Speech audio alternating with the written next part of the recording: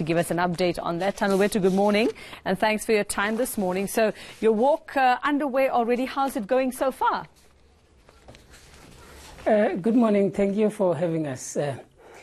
The walk is going well because up to this day the guys are already at in Bloemfontein at the Orange Free State University. So thus far the walk is going fine. However, the part that is dwindling is the donations and the contributions and sponsorships to our objective of 4 million rands. Okay, so for those who might not be aware that this walk has been happening since Human Rights Day and why you're doing it, just a reminder for us, please, as to how you're hoping, what you're doing and how you're hoping this is going to help those students in need. Okay. Over the past few years, we have noticed that there has been a call from the students in relation to the fees must fall and everything else. Now, we have looked at that experience and we realized that there are certain elements that are missing where students, each and every beginning of the year, they are struggling to register, they are struggling to find accommodation, and therefore they end up sleeping in the libraries and toilets. Now, with the help of the Elim Church in Hatfield and the students, we then opted for going for a walk from Cape Town to Pretoria so that we can raise that money and help a certain portion of students that require our assistance. So that is where this came from. It has been something that has been developing right over the years, but the actual implementation started now just before the Human Rights Day, which was the 21st of March. All right, just remind us exactly how much you are hoping to raise. We're hoping to raise 4 million rands over the period of 20 days. And that 4 million rands is going to be distributed in 4 categories. One, it looks at the issue of historic debt of students, especially those that are not covered by from 2015 until 2017. It looks at the issue of accommodation students at various institutions. It looks at the hunger aspect, where you find students go to classes without food. And it also looks at those students who are struggling financially in universities just across the country. So how many people are taking part in this walk, Thandobetu, at the moment? At the moment, we were 14. However, myself, I had to move up to Pretoria to deal with some other logistical matters.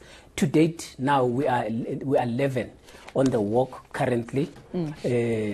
But in total, there were 14. It was 12 students, 1 pastor from Elim Church, and 1 attorney from Johannesburg. Well, I see that you're also calling on civil society, the state, private sector, to build to cooperate and to help you along this. What are the walkers actually doing along the way to raise awareness? Are they stopping? Who are they speaking to along the way to champion this cause and to get this money raised, if possible?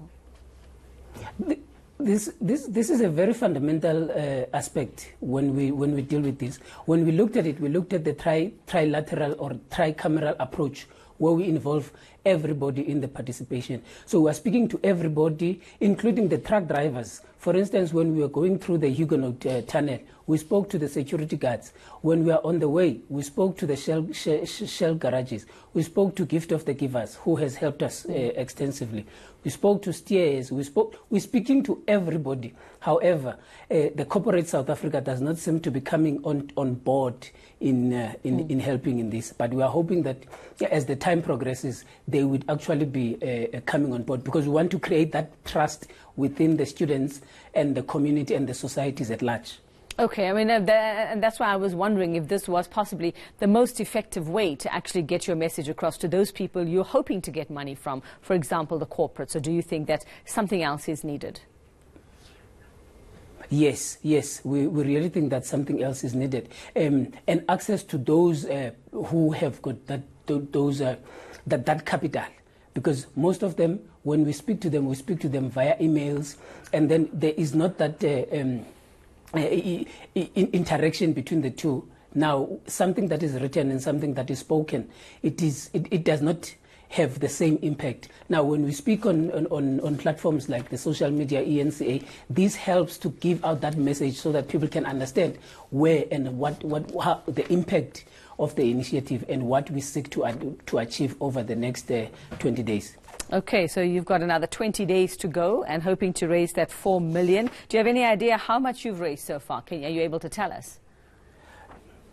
It differs because we are using different models of fundraising. However, when you look at the Backer Buddy, we've got a link of Backer Buddy. It is really dwindling there on that aspect. However, on the opposite side, where there is a direct transaction to the bank where the student account is opened through ABSA, it's we are around about 25,000. So we are really dwindling, and we are crippled in that regard. That's so a far cry from 4 million. Pushed further. Okay, so you're asking people to Yes. donate at least 2 Rand a day each. If every South African did that, that would go a long way to your cause. Where would they find details of how to donate if they want to? On all our social media, which is walk number 4 access. All social media, you find us. There's the details there for everything. It is very clarified and it is very clear. Walk for access, Instagram, Facebook, Twitter, and everything else. All right. Well, I wish you all the luck, and let's keep track of how this walk is going. Thank you very much.